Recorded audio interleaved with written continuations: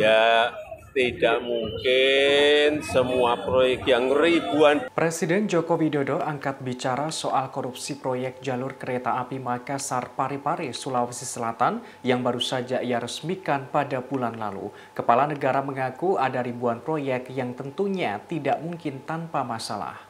Dikutip dari Kompas.com pada Jumat 14 April, hal itu disampaikan Presiden Jokowi saat kunjungan ke Pasar Minggu Jakarta pada Kamis 13 April. Kepala pemerintahan menerangkan proyek yang berjalan dengan jumlah ribuan pasti ada masalah. Kendati begitu, Presiden menegaskan bahwa pemerintah terus berupaya melakukan pengawasan terhadap proyek-proyek tersebut. Hal ini agar ribuan proyek itu tidak menjadi lahan praktik korupsi. Diakui kepala negara, pihaknya hampir tiap hari melakukan pemeriksaan. Ia menerangkan itu pun masih ada masalah. Presiden kembali menegaskan proyek yang diawasi saja masih ada masalah, apalagi proyek yang tidak dilakukan kontrol. Sebelumnya, Komisi Pemberantasan Korupsi atau KPK kembali melakukan pengungkapan kasus dugaan korupsi. Kali ini terkait adanya dugaan suap proyek pembangunan jalur kereta Makassar Parepare di lingkungan Direktorat Jenderal Perkeretaapian atau DJKA Kementerian Perhubungan.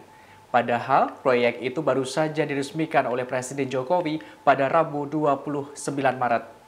Wakil Ketua KPK Johanis Tanak membeberkan pejabat pembuat komitmen atau PPK Badan Pengelola Kereta Api atau PPK BPKA Sulawesi Selatan Ahmad Afandi diduga menerima suap sebesar 150 juta rupiah pada 11 April kemarin.